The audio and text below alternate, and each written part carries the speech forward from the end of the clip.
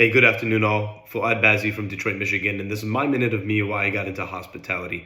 Reason number one, since we've had little kids who are now 8, 6, and 3, my wife and I started using short-term rentals so that we would have our spaces of privacy once they go to bed. Reason number two, I'm a real estate investor, have some other real estate investments, and this allowed me to combine that passion with my passion for travel.